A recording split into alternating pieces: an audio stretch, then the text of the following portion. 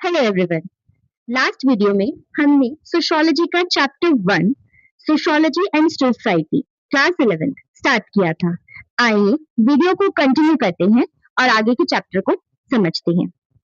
The material issue that went into the making of sociology. Industrial revolution जो था वो based था एक नए फॉर्म ऑफ इकोनॉमिक एक्टिविटी पे, जिसे बोला जाता है कैपिटलिज्म। ये जो कैपिटलिज्म का सिस्टम था, ये एक इम्पोर्टेंट फोर्स था हमारे इंडस्ट्रियल मैन्युफैक्चरिंग का। इसी वजह से इंडस्ट्रीज ग्रो हुई। कैपिटलिज्म इवॉल्व हुआ धीरे धीरे, न्यू एटीट्यूड्स और इंस्टीट्यूशंस देखने को मिले। एंटरप्रेन्योर्स जो थे, अब वो प्रॉफिट कमाने में ज्यादा इंटरेस्टेड थे। एंटरप्रेन्योर्स वो होते हैं जो बिजनेस करते हैं, उनका मेन फोकस बिजनेस प्रॉफिट कमाना होता है, जबकि पहले के लोग सिर्फ सस्टेनेबिलिटी के लिए, अपनी जरूरत के लिए प्रोड्यूस करते थे। लेकिन अब मेन फोकस प्रॉफिट जनरेशन था। मार्केट जो थे वो एज अ प्रोडक्टिव लाइफ की तरह एक्ट कर रहे थे। गुड्स और सर्विसेज, लेबर जो थे अब वो कमोडिटीज बन चुके थे, जिनका यूज कैलकुलेशन प्रॉफिट जनरेशन के लिए किया जा रहा था। जो नई इकोनॉमी थी वो बिल्कुल ही डिफरेंट थी, जो हमारी पुरानी इकोनॉमी को उसने रिप्लेस किया था। इंग्लैंड जो था वो इंडस्ट्रियल रिवोल्यूशन का सेंटर था। इन ऑर्डर टू अंडरस्टैंड कि कितनी दूर हम आ गए थे इंडस्ट्रियलाइजेशन में, इसके लिए हमें इंग्लैंड की प्री इंडस्ट्रियल सोसाइटी को देखना पड़ेगा। इंडस्ट्रियलाइजेशन से पहले एग्रीकल्चर, टेक्सटाइल ये चीफ ऑक्यूपेशन हुआ करते थे। ज्यादातर लोग विलेजेस में रहते थे, जैसे कि हमारे इंडियन विलेजेस।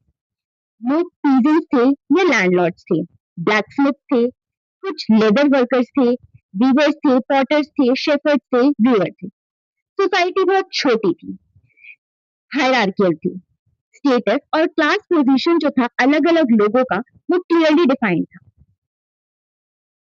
हायरार्की मतलब स्टेप्स में, जैसे कि कुछ हमारे रिच क्लास, मिडिल क्लास और पुअर क्लास, कुछ तो बहुत अमीर थे, तो अब ये सब भी डिफाइन होने लग गया था, जैसे कि रिच क्लास, मिडिल क्लास और पुअर क्लास।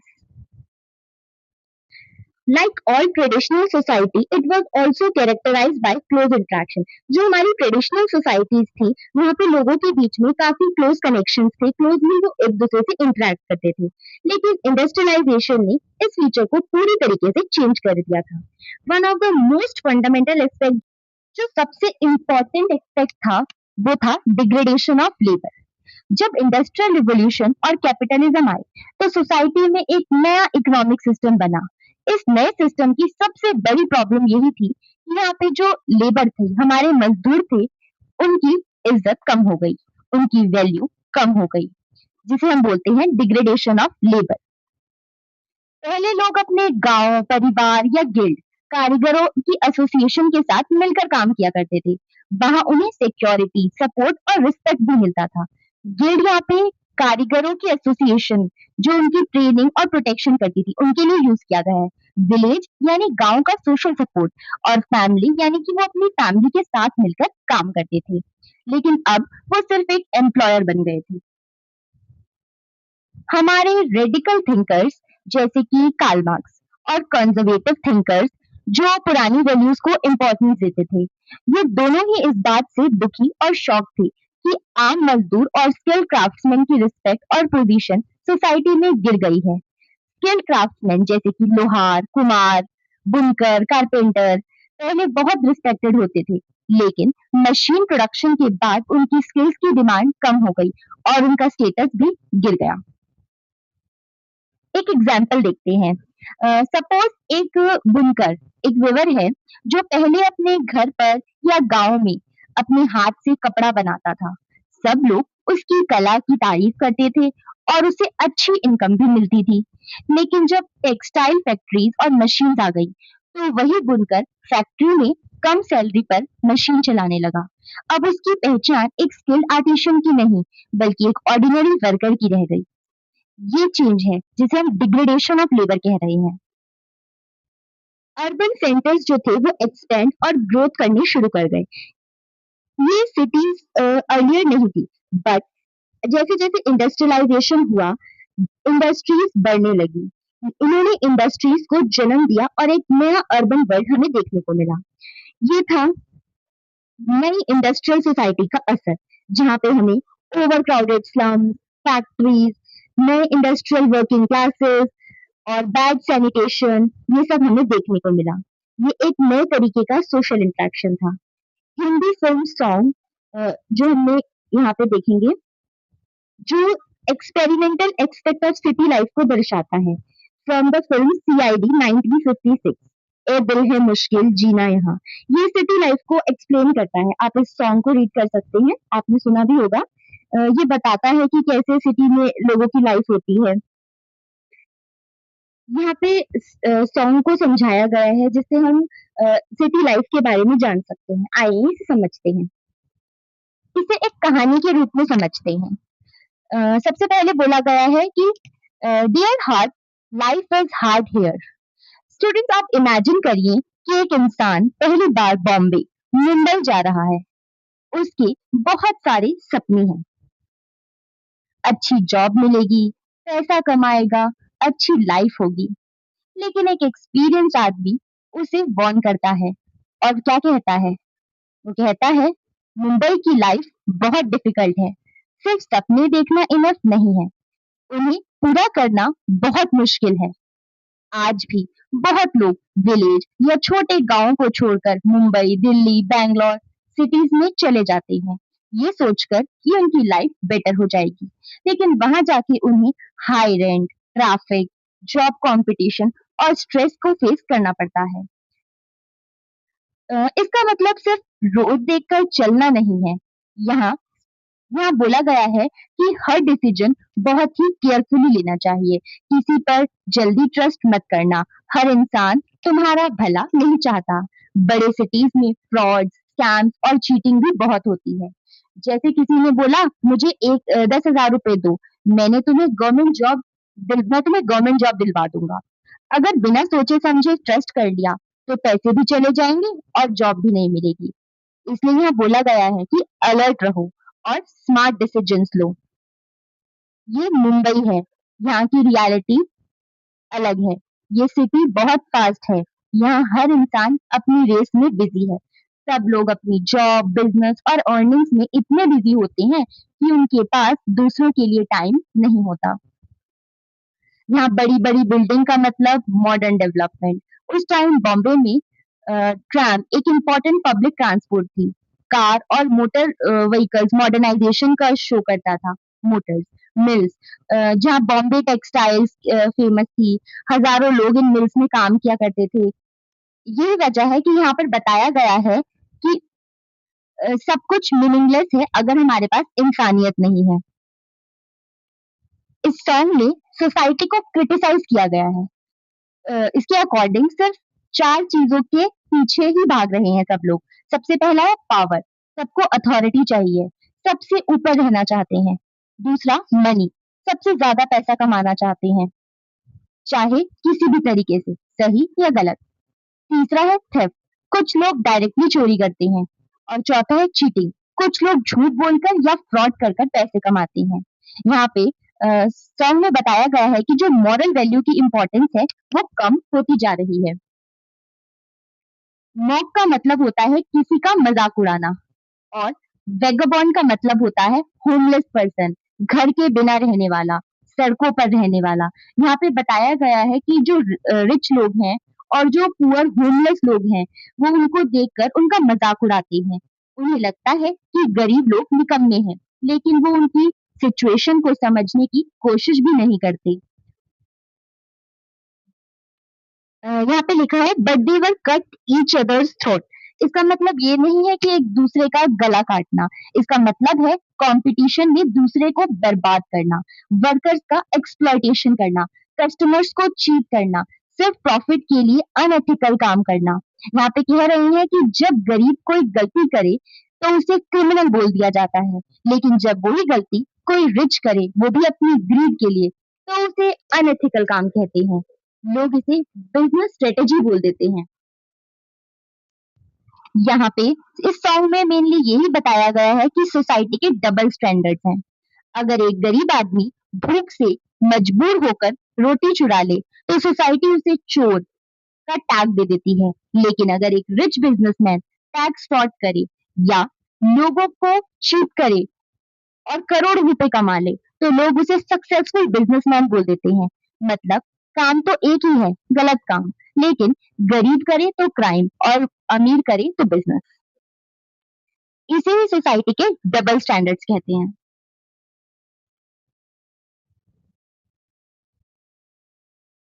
ये पैसेज ए आर देसाई की बुक से लिया गया है, जो ब्रिटिश रूल के इकोनॉमिक इम्पैक्ट के बारे में बताता है। इसमें हमें बताया गया है कि ब्रिटिश इंडस्ट्रियलाइजेशन ने इंडिया के ट्रेडिशनल हैंडीक्राफ्ट इंडस्ट्री को कैसे डिस्ट्रॉय कर दिया। सबसे पहले हैंडीक्राफ्ट। हैंडीक्राफ्ट का मतलब होता है वेवर्स, पॉटर्स, कारपेंटर्स, ब्लैकस्मिथ, गोल्डस्मिथ्स।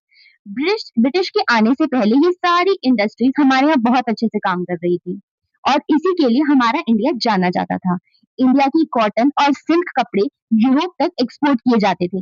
लेकिन ब्रिटिश रूल के बाद इन आर्टिशंस का बिजनेस धीरे धीरे खत्म होने लगा, क्योंकि ब्रिटिश इंडस्ट्रियल रिवॉल्यूशन के बाद इंग्लैंड में मशीन से कपड़े बनने शुरू हो गए थे और उन्होंने हमारे पूरे इंडिया में इसे भेजना शुरू कर दिया, जिसकी वजह से इंडियन इंडस्ट्रीज को बहुत ज्यादा इम्पेक्ट हुआ।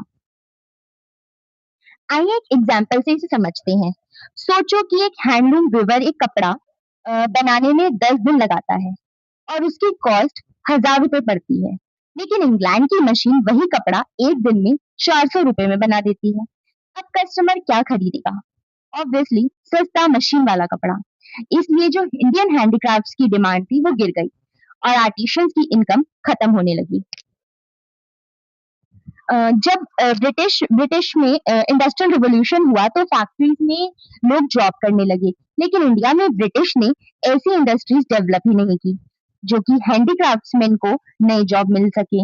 मतलब उनका पुराना काम भी चला गया और नया काम तो उन्हें मिला ही नहीं। इसलिए जो उनकी कंडीशन थी वो धीरे धीरे और खराब होने लगी।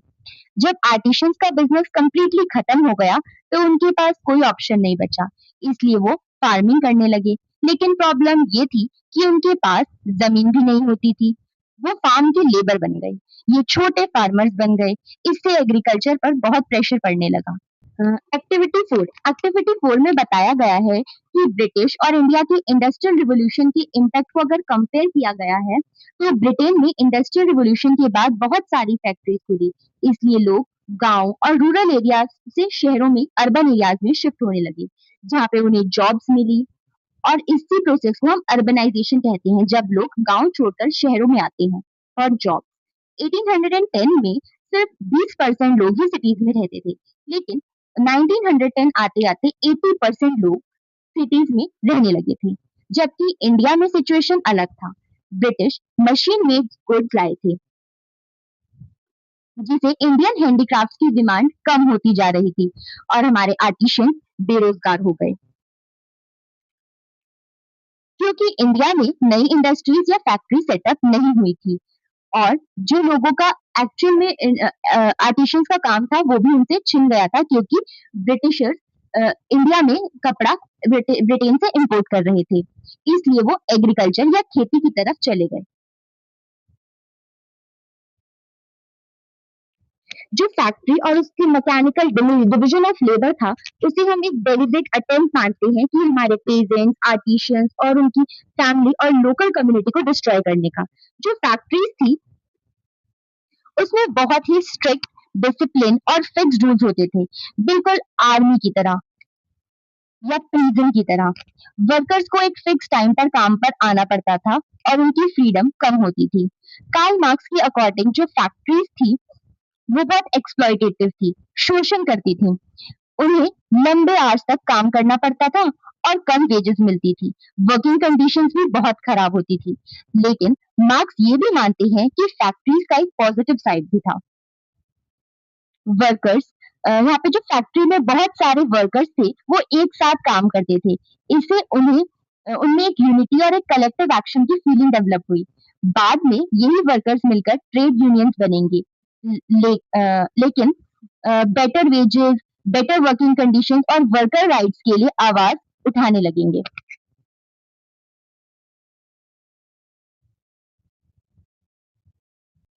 एक दूसरा इंडिकेटर हमारी मॉडर्न सोसाइटी में था क्लॉक टाइम। अब काम क्लॉक के टाइम के अकॉर्डिंग चल रहा था। क्रूशियल एस्पेक्ट था हमारे 18th और 19th सेंचुरी का। एग्रीकल्चर और मैन्युफैक्चरिंग लेबर जो इंक्रीजिंग जो जल अब क्या हो रहा था उसमें क्लॉक और कैलेंडर के अकॉर्डिंग काम किया जा रहा था। जो हमारे pre modern forms of work थे उसमें क्या होता था कि काम डिपेंड करता था, जब वो लोग अपने घर में अपने टाइम के अकॉर्डिंग काम करते थे, लेकिन अब एक फिक्स आवर्स ऑफ वर्क उन्हें करना पड़ता था। पहले वो डे लाइट के अकॉर्डिंग काम कर रहे थे, बीच बीच में अपने अकॉर्डिंग जब उनका मन कर रहा था वो थक जा रहे थे, वो ब्रेक ब्रेक ले रहे थे। कोई फिक्स डेडलाइन या ऐसी कोई सोशल ड्यूटी नहीं थी। लेकिन फैक्ट्री प्रोडक्शन में क्या हो रहा था कि उनको एक पंक्चुअलिटी से काम करना था, एक पर्टिकुलर टाइम पर अपना काम शुरू करना था। फ्रीक्वेंट ऐसे वो एकदम से ब्रेक्स भी नहीं ले सकते थे। एक particular day of the week में ही उनको छुट्टी मिलेगी या कुछ भी होगा, और क्लॉक के अकॉर्डिंग इतने बजे से लेकर इतने बजे तक पर्टिकुलर फिक्स टाइम में उन्हें काम करना पड़ता था। अब टाइम ही मनी था, इसे हम ऐसे ही जाया नहीं कर सकते। यहाँ पे एक्टिविटी 5 में बोला गया है कि find out how work is organise in a traditional village, a factory and a call centre. ये एक विलेज में पहले कैसे काम ऑर्गेनाइज किया जाता था, फैक्ट्री में कैसे होता है और कॉल सेंटर में कैसे होता है। एक्टिविटी 6 में बताया बोला गया है कि find out how industrial capitalism change. कैसे इंडस्ट्रियल कैपिटलिज्म चेंज हुआ, कैसे इंडियन जो विलेजेस में रहते थे वो सिटीज में आए, और क्या क्या उनकी लाइफ में इफेक्ट पड़ा।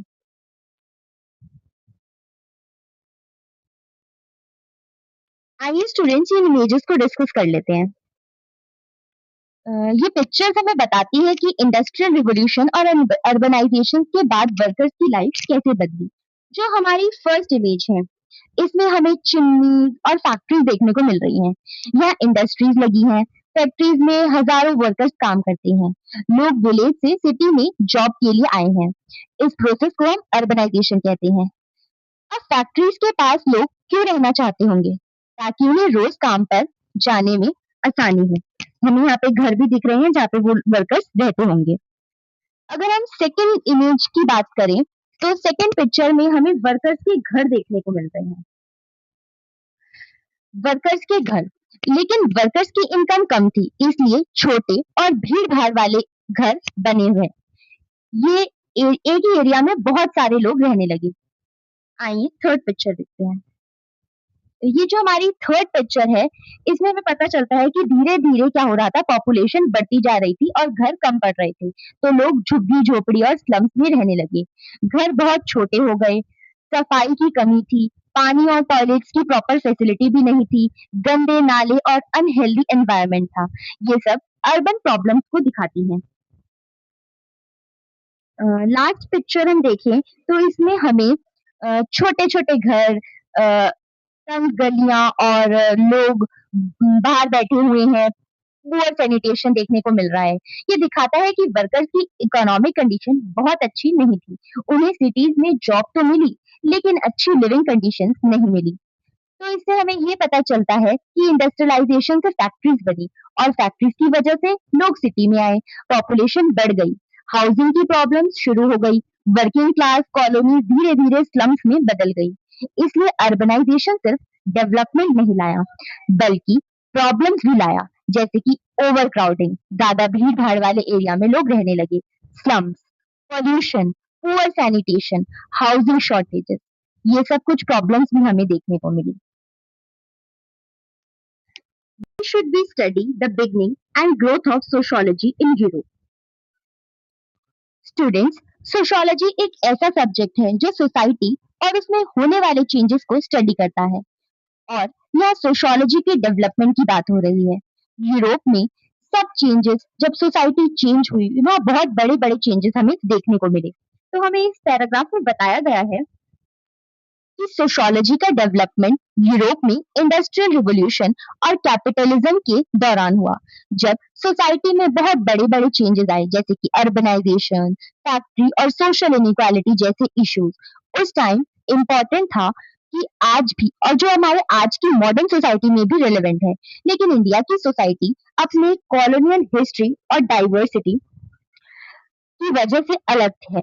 इसलिए इंडियन सोशियोलॉजी यूरोप की थ्योरीज को समझते हुए इंडिया के ऊपर डालने की कोशिश करता है और उसे स्टडी करता है। हमारे सोशल इशू जैसे कि कास्ट हो गया, रिलीजन हो गया, फैमिली और डाइवर्सिटी, हमारी जो इंडियन सोशियोलॉजी है वो इन चीजों पर ज्यादा फोकस करती है। लेकिन अगर ऐसा है तो ये फोकस यूरोप पे क्यों करा गया उस टाइम पे? क्योंकि उस समय जो रिवॉल्यूशन था वो वहां से स्टार्ट हुआ था। तो आंसर इसका काफी सिंपल है, क्योंकि जो हमारा पास्ट है, इसमें हम इंडिया की बात कर रहे हैं, वो क्लोजली लिंक्ड था ब्रिटिशर से, क्योंकि हमारे यहाँ पे कॉलोनलाइजेशन था। हम ब्रिटिशर्स की कॉलोनी थी, और वहां पे जो भी चेंजेस हो रहे थे उसका कुछ ना कुछ इफेक्ट तो इंडिया पर भी पड़ ही रहा था। कैपिटलिज्म का आना, कैपिटलिज्म वेस्ट में आया, और चेंजेस उसके हमें इंडिया में भी देखने को मिले। ना कि सिर्फ इंडिया में बल्कि पूरे वर्ल्ड में उसका इम्पैक्ट देखने को मिला। आर के लक्ष्मण, ट्रेवलॉग ऑफ मॉरिशस, उसमें हमें कॉलोनियल और ग्लोबल पास्ट की प्रेजेंस देखने को मिलती है। यहाँ पे राइटर बताते हैं कि मॉरिशियस में बहुत अलग अलग कंट्रीज और कम्युनिटीज के लोग रहते थे, जैसे कि African, Chinese, Bihari, Dutch, Persians, और तमिल्स, अरब्स, फ्रेंच, इंग्लिश, रबमली विद वन अनदर। इसका मतलब है कि ये सब लोग एक साथ मिलजुल कर साथ में रहते थे, काम करते थे और अपनी डेली लाइफ शेयर करते थे। इसे कल्चरल डाइवर्सिटी और मल्टीकल्चरल सोसाइटी देखने को मिलती थी। यहाँ पे एक आदमी का एग्जाम्पल लिया गया है, अ, जिसका नाम है राधा कृष्ण गोविंदा।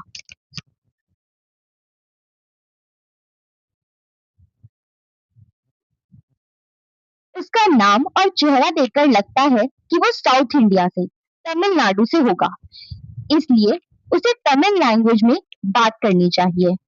लेकिन सरप्राइज तब मिलता है जब वो आदमी तमिल में जवाब नहीं देता, वो इंग्लिश में बोलता है, लेकिन फ्रेंच एक्सेंट के साथ। इसका मतलब है कि उसका फैमिली बैकग्राउंड तमिल है, लेकिन उसकी लैंग्वेज और कल्चर समय के साथ बदल गया।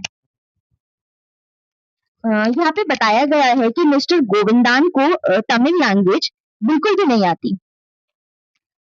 उनका उनके एंसेस्टर, जो उनके पूर्वज थे, वो इंडिया से और मॉरिशस गए, लेकिन कई जनरेशन के बाद उन्होंने तमिल बोलना छोड़ दिया। अब उनकी पहचान, आइडेंटिटी में तमिल नाम तो है, लेकिन लैंग्वेज और कल्चर काफी हद तक बदल चुके हैं। इस इससे हमें मेन मैसेज ये मिलता है कि माइग्रेशन की वजह से लोग एक देश से दूसरे देश जाकर वहाँ सेटल हो जाते हैं। टाइम के साथ उनकी लैंग्वेज और कल्चर बदल जा सकते हैं, लेकिन उनके नाम या एंसेस्ट्री उनके ओरिजिनल रूट्स की याद दिलाते हैं। इसी वजह से मॉरिशस जैसे देशों में मल्टीकल्चरल सोसाइटी डेवलप हुई, क्योंकि लोग अलग-अलग कंट्रीज में से जाकर अलग-अलग जगह रहकर रहने लगे।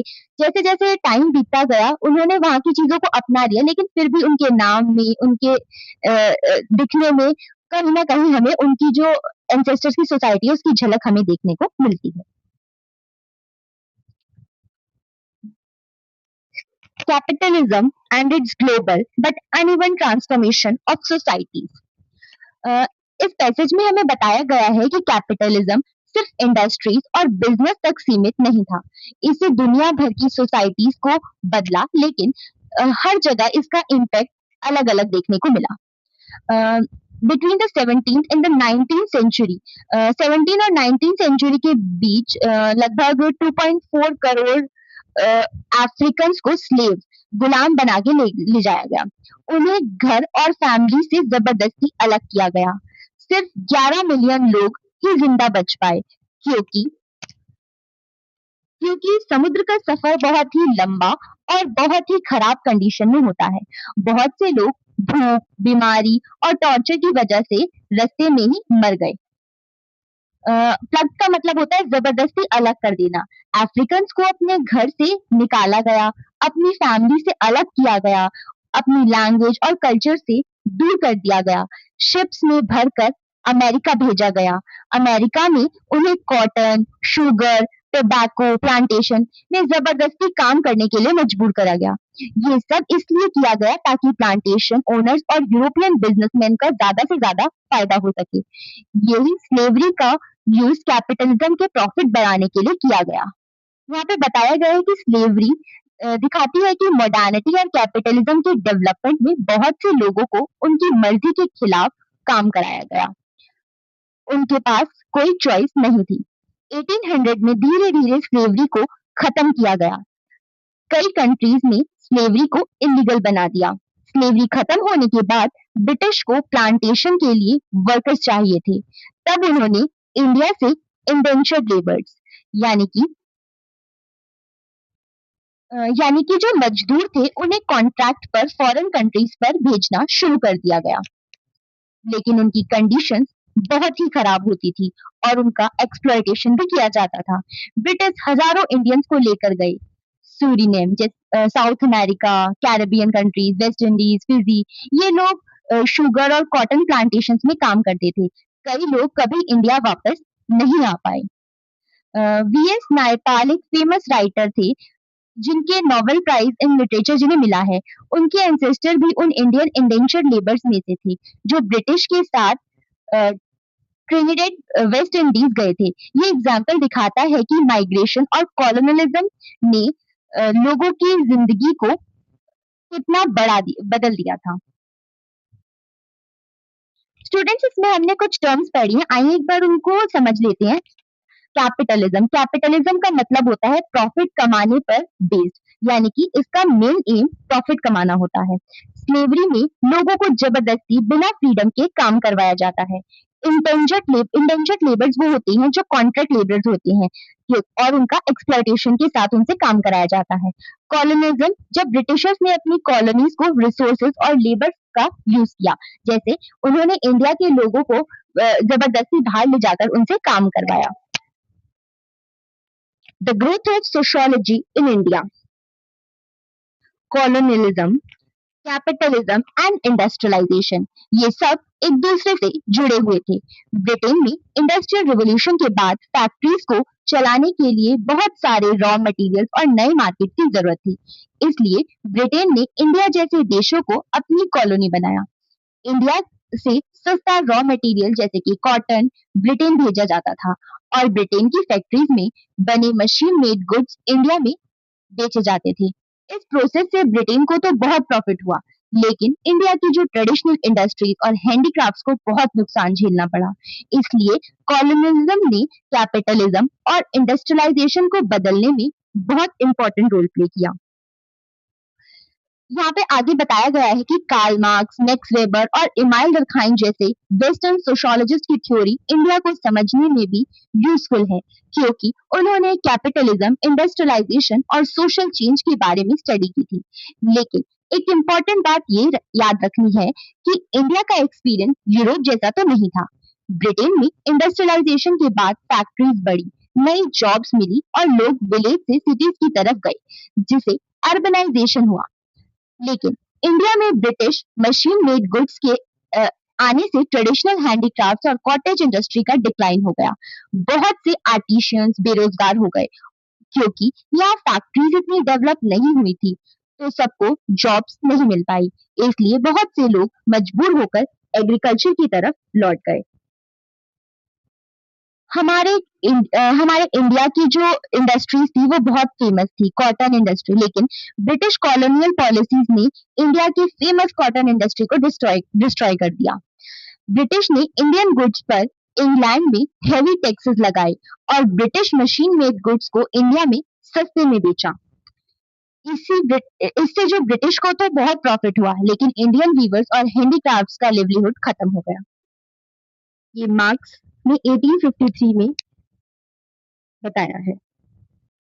हमारी इंडियन सोशियोलॉजी को डील करने के लिए वेस्टर्न राइटिंग्स और आइडियाज इंडियन सोसाइटी के पर हमेशा करेक्ट नहीं होते। ये आइडियाज हमें कॉलोनियल ऑफिशियल्स की अकाउंट्स में और वेस्टर्न स्कॉलर्स की राइटिंग्स में देखने को मिलते हैं।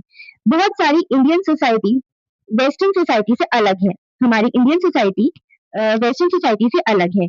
हमें यहाँ पे एक एग्जांपल लेते हैं जिससे हम समझेंगे कि इंडियन विलेज को कैसे हम अंडरस्टूड कर सकते हैं एज एन अनचेंजिंग। यहाँ पे हमें बताया गया है कि ब्रिटिश और दूसरे वेस्टर्न स्कॉलर्स इंडिया को किस नजरिए से देखते थे और इसका सोशियोलॉजी पर क्या इफेक्ट पड़ा।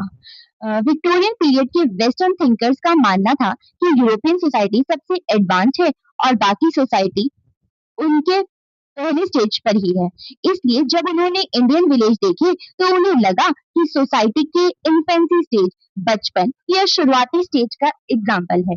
मतलब उन्होंने सोचा कि आज का इंडिया वैसा ही है जैसे यूरोप बहुत पहले था, लेकिन ये सोच गलत और कॉलोनियल माइंडसेट पर बेस्ड थी, क्योंकि इसे माना गया है कि यूरोप की प्रोग्रेस का स्टैंडर्ड है और बाकी सोसाइटी उसे उससे पीछे है।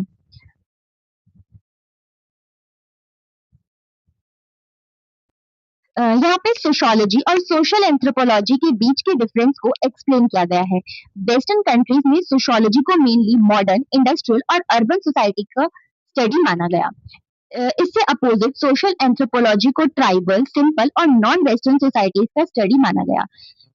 यानी वेस्टर्न स्कॉलर्स अपनी सोसाइटी को सोशियोलॉजी का सब्जेक्ट और एशिया, अफ्रीका जैसे कॉलोनीज की सोसाइटीज को एंथ्रोपोलॉजी का सब्जेक्ट समझते थे। ये भी कॉलोनियल थिंकिंग को रिफ्लेक्ट करता है, जहां नॉन वेस्टर्न सोसाइटी को अदर या अलग और लेस डेवलप माना गया है। लेकिन इंडिया में सिचुएशन अलग थी। इंडिया एक बहुत डाइवर्स सोसाइटी है, जहां एक ही देश में मॉडर्न सोसाइटीज, विलेजेस, ट्राइब्स और इंडस्ट्रियल एरियाज हैं, सब एक साथ एग्जिस्ट करते हैं। इसलिए इंडियन सोशियोलॉजिस्ट जैसे कि एम श्रीनिवास मानते हैं कि इंडिया को समझने के लिए सोशियोलॉजी और सोशल एंथ्रोपोलॉजी को अलग नहीं देखा जा सकता। दोनों सब्जेक्ट एक दूसरे को कॉम्प्लीमेंट करते हैं और इंडियन सोसाइटी को समझने के लिए इक्वली इम्पोर्टेंट है। तो कोई रिजिड डिवाइड एग्जिस्ट नहीं करता between sociology and social anthropology in India. यही जो कैरेक्टरिस्टिक फीचर है, ये डिफरेंट बनाता है हमारी स्टडी को वेस्टर्न कंट्रीज से। The scope of sociology and its relationship to other social sciences. Sociology का स्कोप क्या है? क्या हम सोशियोलॉजी में पढ़ते हैं और इसका रिलेशनशिप बाकी सोशल साइंसेस से कैसा है? जो हमारा सोशियोलॉजी का स्कोप है वो बहुत ही वाइड है। ये फोकस करता है एनालाइज करने में मीनिंगफुल इंटरेक्शंस को, जैसे कि दो पर्सन के बीच का इंटरेक्शन, जैसे कि शॉपकीपर और कस्टमर, टीचर और स्टूडेंट, दो फ्रेंड्स के बीच की बातचीत, या फिर हम फैमिली मेंबर्स की आपस की बातचीत। ये सब सोशियोलॉजी के स्कोप में आता है। इसी तरीके से सोशियोलॉजी नेशनल इश्यूज पर भी फोकस करता है, जैसे कि अनएम्प्लॉयमेंट, कास्ट कन्फ्लिक्ट और state policy, forest rights of the tribal population और रूरल इंडेप्थनेस, मतलब जो रूरल पीपल डेप्थ में फंस जाते हैं, कर्ज में। और ये एग्जामिन करता है ग्लोबल सोशल प्रोसेसेस को, जैसे कि क्या इम्पैक्ट पड़ रहा है फ्लेक्सिबल लेबर रेगुलेशन का वर्किंग क्लास पे, और इलेक्ट्रॉनिक मीडिया का यंग पीपल पर क्या इफेक्ट पड़ रहा है। फॉरेन यूनिवर्सिटी की एंट्री इंडिया में होने से हमारे एजुकेशन सिस्टम पर क्या इफेक्ट पड़ा। और सोशियोलॉजी का डिसिप्लिन जो है वो सिर्फ यही डिफाइन नहीं करता कि ये क्या पढ़ेगा, बल्कि ये भी डिफाइन करता है कि कैसे पढ़ेगा। सोशियोलॉजी एक ग्रुप ऑफ सोशल साइंस में आती है, जिसमें एंथ्रोपोलॉजी, इकोनॉमिक्स, पॉलिटिकल साइंसेस और हिस्ट्री जैसे सब्जेक्ट आते हैं। जो सोशल साइंसेस के बीच में डिवीजन है वो क्लियर कट नहीं है, बहुत सारे टॉपिक्स ओवरलैप करते हैं। जैसे हमारे सोशल साइंसेस में डिफरेंट सब्जेक्ट आते हैं, sociology, political science, economics, history. ये सब्जेक्ट्स अलग अलग तो हैं, लेकिन एक दूसरे से कनेक्टेड हैं। इनके बीच की बाउंड्रीज बिल्कुल स्ट्रिक्ट नहीं है। अगर हम सिर्फ इनके डिफरेंसेस पर ध्यान देंगे तो हम उनकी सिमिलैरिटीज और कनेक्शंस को इग्नोर कर देंगे। इसलिए सोसाइटी को समझने के लिए इंटरडिसिप्लिनरी अप्रोच की जरूरत होती है, यानी कि सोशल प्रॉब्लम्स को समझने के लिए एक से ज्यादा सब्जेक्ट की नॉलेज यूज करना। आगे हमें फेमिनिस्ट थ्योरीज के बारे में बताया गया है। फेमिनिस्ट थ्योरीज भी बताती हैं कि जेंडर रोल्स और जेंडर डिवीजन ऑफ लेबर जैसे इश्यूज को सिर्फ पॉलिटिकल साइंस या इकोनॉमिक्स से नहीं समझना जा सकता। पहले हमें सोशियोलॉजी के थ्रू समझना होगा कि फैमिली में लड़का और लड़की के लिए अलग अलग रोल्स कैसे बनाए जाते हैं, और इसका उनकी education, job, income, political participation पर कैसे क्या और कैसे इफेक्ट पड़ता है। इसलिए सोसाइटी को पूरी तरह समझने के लिए सोशल साइंस डिसिप्लिन मिलकर काम करती है। स्टूडेंट्स, एक छोटा सा क्वेश्चन है। अगर मैं आपसे कहूं कि एक ड्रेस एक मार्केट और एक रोड को पढ़ाई का सब्जेक्ट बना दिया जाए, तो आप क्या बोलेंगे? शायद आप कहोगे कि इसमें पढ़ने जैसी क्या बात है, लेकिन सोशियोलॉजी हमें सिखाती है कि हर ऑर्डिनरी चीज के पीछे एक सोशल मीनिंग होता है। और इसी बात को समझने के लिए आइए इस पेज की हेल्प लें। सबसे पहले इस पेज को ध्यान से देखिए। यहाँ आपको अलग अलग पिक्चर्स दिख रही हैं। एक ट्रेडिशनल ड्रेस, पुरानी पेंटिंग, मार्केट प्लेस और एक बिजी सिटी स्ट्रीट। आइए, इसमें हमसे क्वेश्चन पूछा गया है कि हिस्ट्री, सोशियोलॉजी, पॉलिटिकल साइंस और इकोनॉमिक्स इन पिक्चर्स को अलग अलग कैसे पढ़ेगी? क्या सब लोगों का पर्सपेक्टिव हर डिसिप्लिन का, history, sociology, political science, economics, सब इसको एक ही तरीके से समझेंगे या अलग अलग? तो आंसर होगा इसका अलग अलग, क्योंकि सभी सब्जेक्ट का पर्सपेक्टिव अलग होता है। अगर हम हिस्ट्री की बात करें तो हिस्ट्री इनके पास्ट के पर्सपेक्टिव से देखेगी। वो पूछेगी कि पहले लोग कैसे कपड़े पहनते थे, पुराने बाजार कैसे थे और शहरों का डेवलपमेंट कैसे हुआ। सोशियोलॉजी फोकस करेगी सोसाइटी और ह्यूमन बिहेवियर पर। ये देखती है कि फैशन, सोशल स्टेटस कैसा दिखता है, मार्केट में लोग एक दूसरे से कैसे इंटरेक्ट कर रहे हैं और सिटी स्ट्रीट्स पर अलग अलग सोशल ग्रुप का एक्सपीरियंस कैसा है। पॉलिटिकल साइंस गवर्नमेंट और लॉज को स्टडी करती है, जैसे कि ट्रैफिक रूल्स कौन बनाता है, मार्केट को कौन रेगुलेट कर रहा है और ड्रेस कोड या पब्लिक पॉलिसी का क्या रोल है।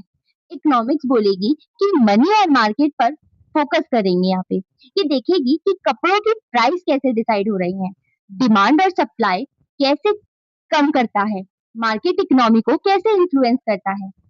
तो याद रखिए, हर सब्जेक्ट का पर्सपेक्टिव अलग होता है। आइए अब अलग अलग डिसिप्लिन के साथ सोशियोलॉजी को देखें। सबसे पहले सोशियोलॉजी एंड इकोनॉमिक्स। इकोनॉमिक्स का मेन काम गुड्स और सर्विसेज की प्रोडक्शन और डिस्ट्रीब्यूशन की स्टडी करना है। प्रोडक्शन मतलब उत्पादन और डिस्ट्रीब्यूशन मतलब वितरण। ट्रेडिशनल या क्लासिकल इकोनॉमिक का फोकस सिर्फ इकोनॉमिक फैक्टर्स पर होता है, जैसे कि price, demand, supply, money flow, production, input output का रिलेशन। इस अप्रोच में इकोनॉमी को सिर्फ इसी नजरिए से देखा जाता है कि लिमिटेड रिसोर्सेज को सोसाइटी के लोगों के बीच कैसे बांटा जाए। लेकिन पॉलिटिकल इकोनॉमी अप्रोच के इकोनॉमिस्ट मानते हैं कि इकोनॉमी को सिर्फ नंबर और मार्केट से नहीं समझा जा सकता। हमें ये भी देखना चाहिए कि मीन्स ऑफ प्रोडक्शन जैसे जमीन, फैक्ट्रीज, मशीन का मालिक कौन है और उन पर किसका कंट्रोल है, क्योंकि ओनरशिप और पावर भी इकोनॉमिक एक्टिविटीज को प्रभावित करती हैं। इसके बावजूद ट्रेडिशनल इकोनॉमिक्स का मुख्य उद्देश्य प्राइजेस, इकोनॉमिक लॉज बनाना था, जो बताने के लोग अलग अलग इकोनॉमिक सिचुएशन में किस तरह से इकोनॉमिक बिहेव करते हैं। सोशियोलॉजिकल अप्रोच जो है वो इकोनॉमिक बिहेवियर को ब्रॉडर कॉन्टेक्स्ट में, जैसे कि social norm, values, practices and interest. Corporate sector managers इससे अवेयर हैं। लार्ज इन्वेस्टमेंट जो अगर हम एडवर्टाइजमेंट इंडस्ट्री पर करते हैं वो डायरेक्टली लिंक्ड होती है हमारे लाइफस्टाइल और कंजम्पशन पैटर्न से। जो भी चीजें हम कंज्यूम कर रहे हैं कहीं ना कहीं एडवर्टाइजमेंट का उस पर बहुत इफेक्ट पड़ रहा है। फेमिनिस्ट इकोनॉमिक्स कहते हैं कि इकोनॉमी को सिर्फ मार्केट इनकम और प्रोडक्शन के बेसिस पर समझना काफी नहीं है। इसमें जेंडर, महिला और पुरुष की सामाजिक भूमिका को एक इम्पोर्टेंट फैक्टर माना गया है। फेमिनिस्ट इकोनॉमिक्स बताते हैं कि घर के अंदर किया गया अनपेड वर्क, जैसे कि कुकिंग और अदर हाउस होल्ड वर्क्स का इफेक्ट हमारे बाकी कामों पर पड़ता है। इकोनॉमी में बहुत इंपॉर्टेंट रोल प्ले करता है हमारा हाउस होल्ड वर्क। अगर घर का काम ना हो तो लोग बाहर जाकर अच्छी तरह काम नहीं कर पाएंगे। इसलिए घर के अंदर का जो अनपेड वर्क है वो बाहर की पेड प्रोडक्टिविटी, ये दोनों एक दूसरे से कनेक्टेड है। फेमिनिस्ट इकोनॉमिक्स इसी कनेक्शन को हाईलाइट करते हैं और कहते हैं कि इकोनॉमी को समझने के लिए वुमेन को अनपेड वर्क को भी इक्वली इम्पोर्टेंट मानना जरूरी है। इकोनॉमिक्स का स्कोप बहुत क्लियरली डिफाइन किया गया है। इसी वजह से वो एक फोकस्ड और वेल डिसिप्लिन बन गया। इकोनॉमिस्ट अपने कॉन्सेप्ट्स और टर्म्स को बहुत प्रिसाइज, सही और एग्जैक्ट तरीके से यूज करते हैं और मैथमेटिकल मेथड्स की मदद से रिजल्ट निकालते हैं जो गवर्नमेंट पॉलिसीज यानी कि पब्लिक पॉलिसीज बनाने में काफी यूजफुल है। इसी वजह से कई बार सोशियोलॉजिस्ट इकोनॉमिक्स से थोड़ी जेलसी भी करते हैं क्योंकि इकोनॉमिक्स में मेजरमेंट और प्रिडिक्शन ज्यादा एग्जैक्ट होता है। लेकिन इस अप्रोच में एक लिमिटेशन भी है क्योंकि इकोनॉमिस्ट अक्सर इंडिविजुअल बिहेवियर, कल्चरल नॉर्म्स और इंस्टीट्यूशंस के इन्फ्लुएंस को इग्नोर कर देते हैं। इसी कारण उनकी प्रिडिक्शन हमेशा सही नहीं होती। सोशियोलॉजी इन्हीं सोशल और कल्चरल फैक्टर्स को स्टडी करता है। इसलिए सोशियोलॉजी इकोनॉमी को ज्यादा रियलिस्टिक और कंप्लीट तरीके से समझने में मदद करती है।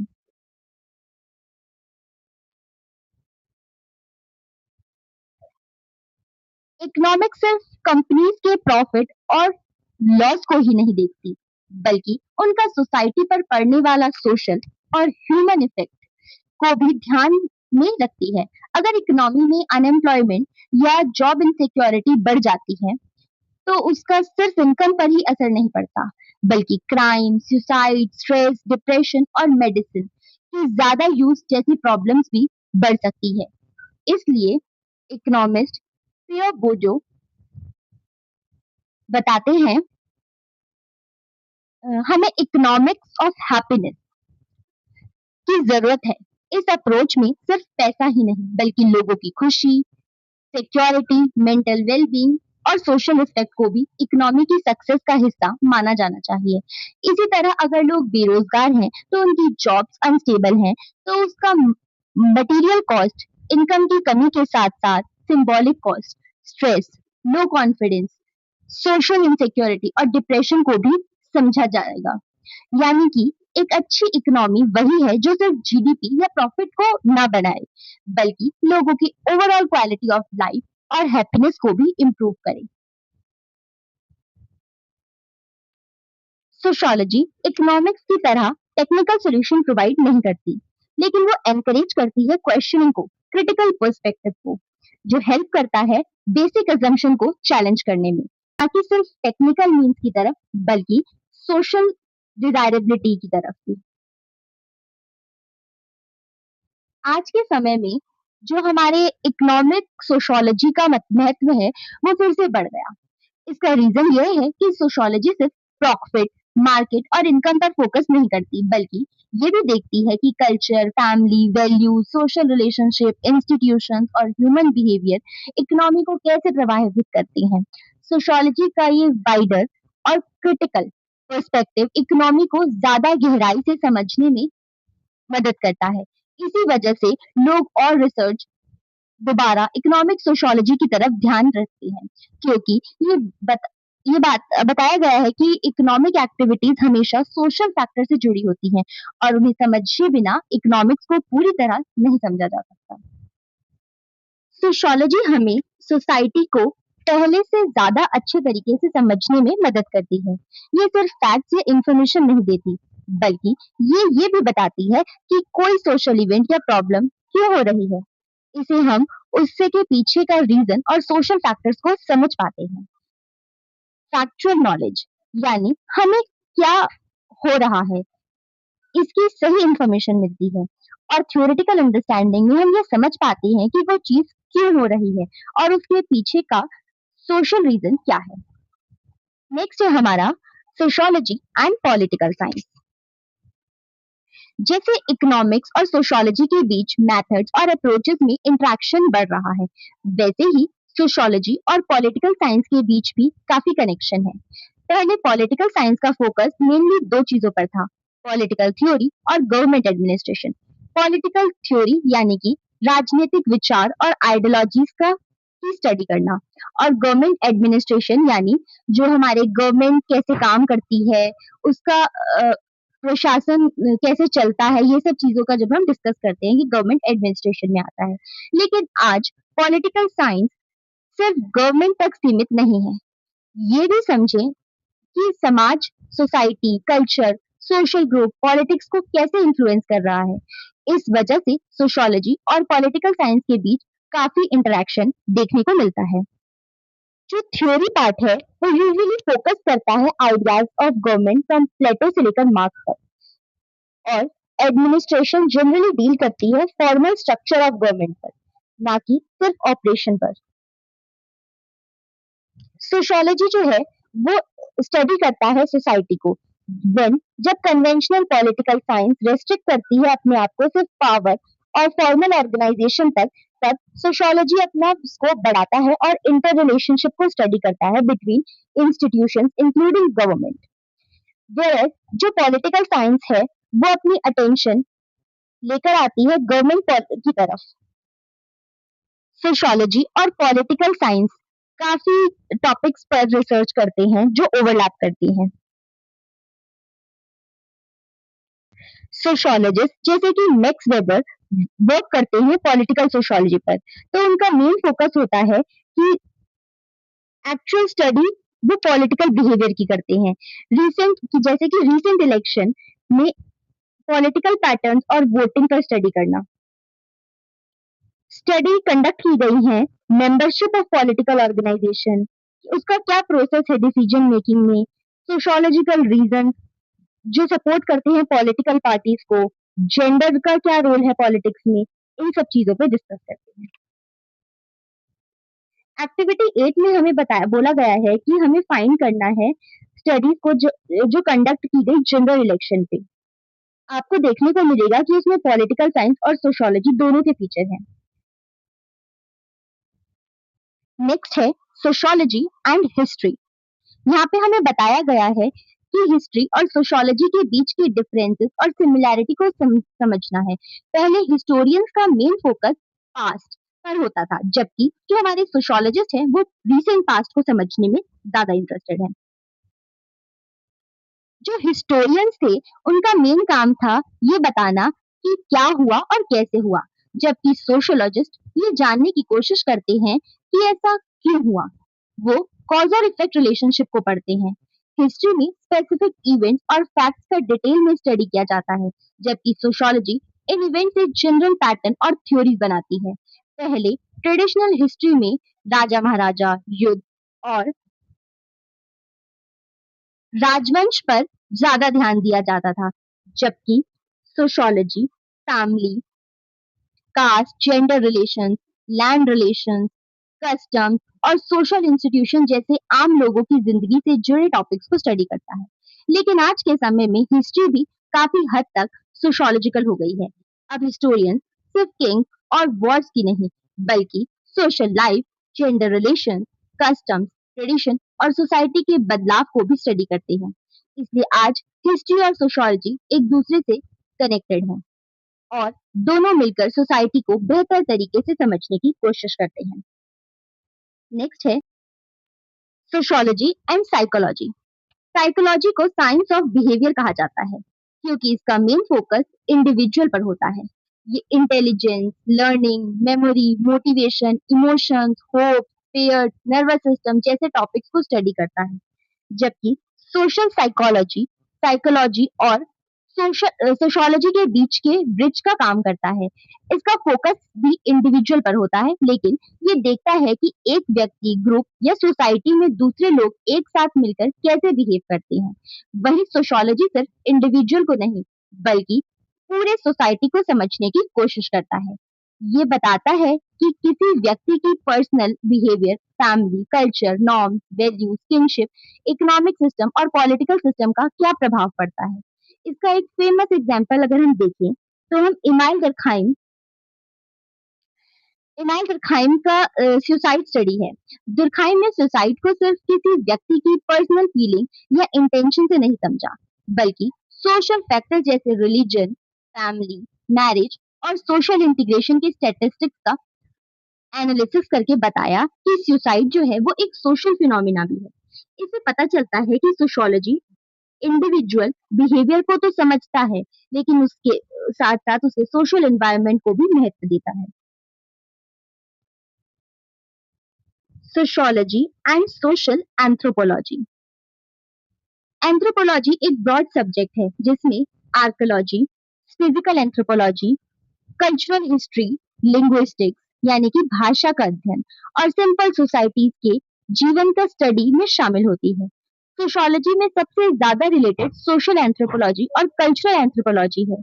पहले माना जाता था कि सोशियोलॉजी मॉडर्न और कॉम्प्लेक्स स्टडी सोसाइटी की स्टडी को कहा गया है, जबकि जो सोशल एंथ्रोपोलॉजी सिंपल या ट्राइबल सोसाइटी की स्टडी करती है। वेस्टर्न एंथ्रोपोलॉजिस्ट एशिया और अफ्रीका की सोसाइटी को अजीब, एग्जॉटिक और बार्बरिक और अनसिविलाइज्ड मानते थे और ये समझकर उनकी स्टडी करते थे। उस समय रिसर्चर्स और जिन लोगों को स्टडी किया जा रहा था उनके बीच एक अनइक्वल रिलेशनशिप था।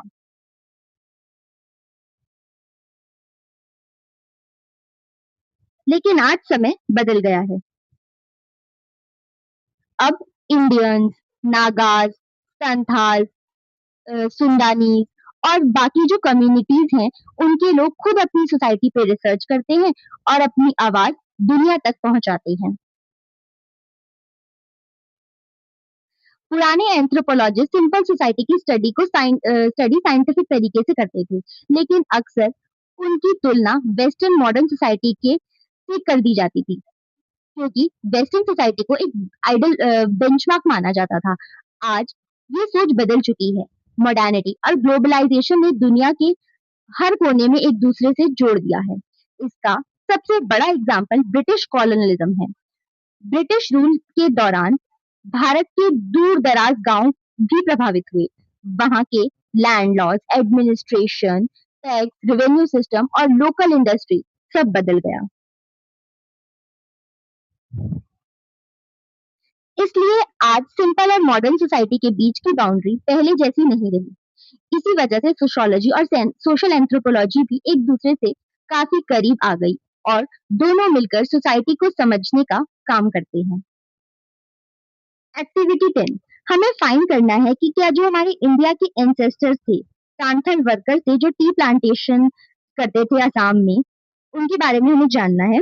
और हमें दो क्वेश्चन दिए गए हैं कि कब टी कल्टीवेशन असम में स्टार्ट हुआ और क्या ब्रिटिश ने कॉलोनिज्म से पहले चाय पी थी, ये हमें जानना है। ये एक्टिविटी आप ट्राई कीजिएगा। आगे सोशल एंथ्रोपोलॉजी और सोशियोलॉजी के स्टडी मेथड पर फोकस किया गया है। डिफरेंस बताया गया है। पहले सोशल एंथ्रोपोलॉजी का मेन फोकस सिंपल और नॉन लिटरेट सोसाइटी, जिसमें पढ़े लिखे लोगों की परंपरा कम थी, ऐसी सोसाइटी पर फोकस होता था। एंथ्रोपोलॉजिस्ट किसी सोसाइटी के हर पहलू, economy, family, religion, politics, culture को एक साथ यानी सोसाइटी एज अ होल समझने की कोशिश करते थे। अगर वो किसी एक चीज में स्पेशलाइज करते भी थे तो वो किसी पर्टिकुलर एरिया की या ट्राइब के बेसिस पर होता था। जैसे एग्जाम्पल देखें तो अंडमान आइलैंड्स और न्यूअर्स ऑफ मेलेनेशिया के। दूसरी तरफ सोशियोलॉजी का फोकस मॉडर्न और कॉम्प्लेक्स सोसाइटीज पे होता था।